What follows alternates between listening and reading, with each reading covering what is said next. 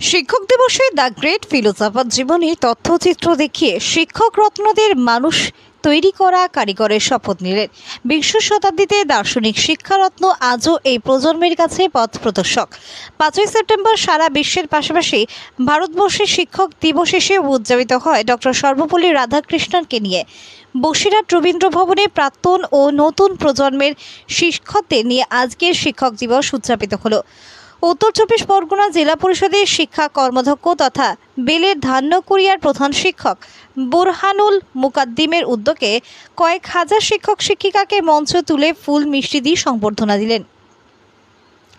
সেদিন শিক্ষার পথপ্রদর্শক দার্শনিক ডক্টর সর্বপল্লী রাধাকৃষ্ণনের প্রামাণ্য চিত্র দেখানো হয়। কিভাবে এক গরিব ব্রাহ্মণ ঘরের সন্তান কিভাবে বিশ্বের দরবারে শিক্ষার আলোয় আলোকিত করে সমাজ তৈরির কারিগর হিসেবে শিক্ষকের ভূমিকা পালন করেছিলেন।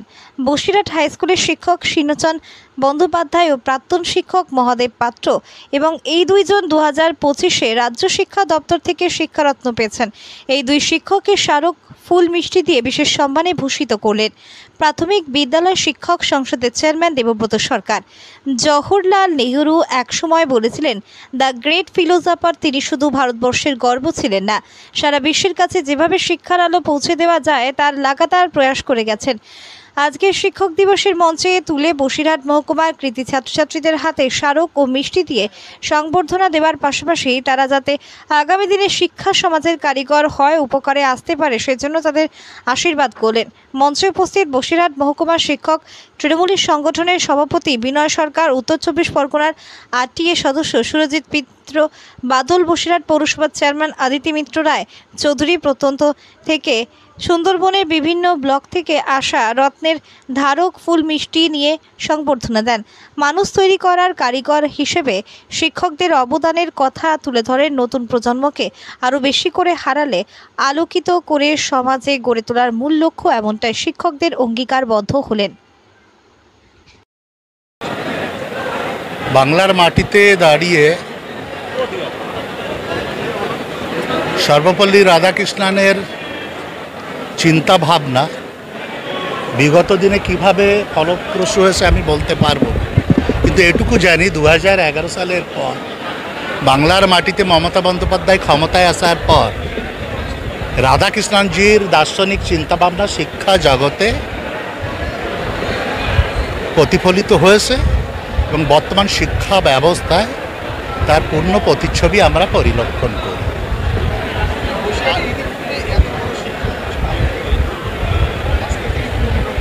শিক্ষক সংগঠন আমাদের বরাবরই এই জেলায় দৃঢ়। ইতিপূর্বে হয়নি এটা ঠিক নয়, ইতিপূর্বে হয়েছে, এত লার্জ স্কেলে আমরা করতে পারি। আজকের ডেটে দাঁড়িয়ে প্রাথমিক মাধ্যমিক শিক্ষক সেলের যারা নেতৃত্ব আছে তারা অর্গানাইজড হতে এই জিনিসটা করেছে এবং তারই ফল আজকে বাস্তবে আপনারা দেখলেন। 1,500 শিক্ষকের প্রতিনিধিত্বে আজকের এই শিক্ষক দিবস উদযাপন।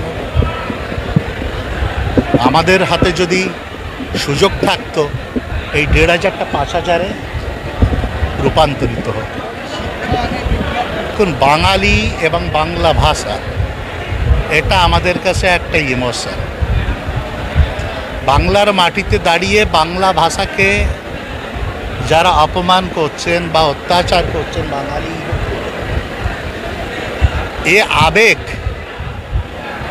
নিউক্লিয়ার পয়েন্ট হচ্ছেন মমতা বন্দ্যোপাধ্যায়।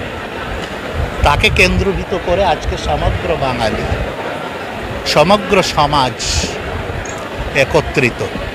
আমার বিশ্বাস এই আবেগ যত দিন যাবে তত দেখবেন একদম একটা পিরামিডের জেনিথ পয়েন্টে পৌঁছে গেছে। প্রথমেই সকলকে ডক্টর সর্বপল্লী রাধাকৃষ্ণনের জন্মদিন শিক্ষক দিবস উপলক্ষে সকলকে অভিনন্দন জানাচ্ছি। গতকালকে পশ্চিমবঙ্গ সরকারের শিক্ষা দপ্তরের পক্ষ থেকে মাননীয় মুখ্যমন্ত্রী, শিক্ষামন্ত্রী ওনাদের উপস্থিতিতে আমাকে শিক্ষারত্ন পুরস্কার দেওয়া হয়েছে। বসিরহাট হাই স্কুলের শিক্ষক হিসেবে এবং অন্যান্য বিভিন্ন সমাজ কল্যাণমূলক কাজে অংশগ্রহণ করার সুবাদে আমি অত্যন্ত গর্বিত বোধ করছি যে বসিরহাটের জন্য একটা সুন্দর খবর আজকে আমি বয়ে আনতে পেরেছি। শিক্ষক হিসেবে খুবই ভালো লাগছে এবং আমি আগামী দিনে আরও ভালোভাবে সমাজ কল্যাণমূলক কাজ এবং ছাত্রছাত্রীদেরকে যাতে ভবিষ্যতের জন্য আরও ভালোভাবে আধুনিক যুগোপযোগী বিভিন্ন সুযোগ সুবিধার মাধ্যমে আরও ভালোভাবে তাদেরকে তৈরি করা যায় সেই কাজে ব্রতী হব। ছাত্রছাত্রীদেরকে এটাই বলবো যে আধুনিক যুগে যে সমস্ত টিচিং লার্নিং মেটেরিয়ালগুলো রয়েছে, আধুনিক যুগে বহুবিধ শিক্ষার বিভিন্ন অ্যাভিনিউ তৈরি হয়েছে, এগুলো অনেকে অনেক সময় জানে না, জানতে পারে না।